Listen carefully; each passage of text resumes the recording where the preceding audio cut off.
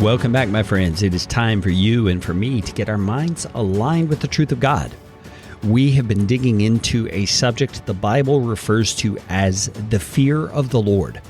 And today I want to look at a biblical example in a real life of a real individual of how he learned this concept of the fear of the Lord. And it's one of those stories that is painful to read because the circumstances this man went through were horrendous from a human perspective. All kinds of terrible things happened. Now, of course, I'm talking about the book of Job.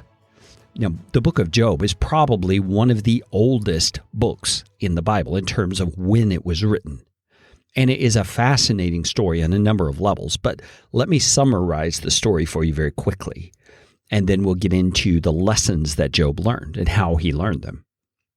You see, the book of Job characterizes Job himself as being a righteous man, a man who feared the Lord, a man who was very concerned about living his life rightly and his children and his family living their lives rightly. He wanted to honor God in the way that he lived. And the book of Job throws this plot twist into it. And I'm not saying to manufacture something. I'm saying it's just the way it recounts it and the way it tells the story is very intriguing because it says that what was happening behind the scenes in Job's life is that God himself pointed out to Satan, the devil, how righteously Job lived his life. And Satan responds by saying, yeah, but if you let bad things happen to him, he will curse you. And so God, get this, my friends, God says to Satan, do your worst. Just spare his life. That's the only restriction you have. And my friends, stop for a moment and check your own spirit, check your own heart. How would you feel if you knew that that's what was happening behind the painful circumstances of your life? That God had given Satan permission to bring all of this terrible stuff against you? Would you be angry? Would you be bothered that God had done that and feel, how is that loving? How is that a kind thing? What kind of father would do that? I mean, we hear those kinds of questions all the time. And sometimes they echo inside our own minds and we just never verbalize them. You see, that's the real situation that happened in Job's life. And what was the result? Well, it winds up that all of his children are killed. He comes down with a very acute kind of a sickness where he's got boils all over his body and is sitting out in a field somewhere. He's so forlorn and so depressed.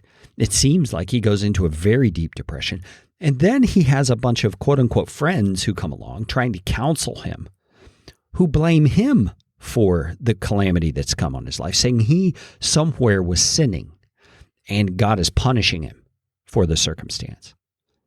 Now that's a very painful outcome.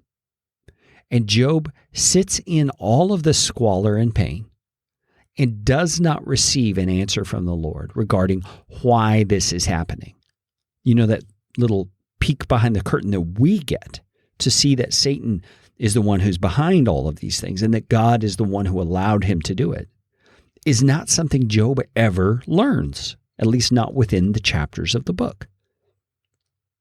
My friends, that's hard to swallow, isn't it? And I think what's important for us to learn is what Job learned at the end of the book.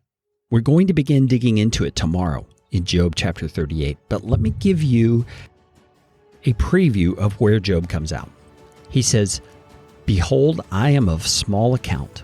What shall I answer you, Lord? I lay my hand on my mouth.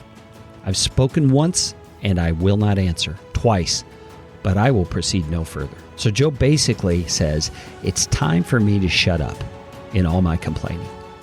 Now, why would he say that? And what is it he has seen that's caused him to go to that sort of a conclusion? My friends, it is the fear of the Lord, and we're going to talk about it on tomorrow's episode. Please join me once again.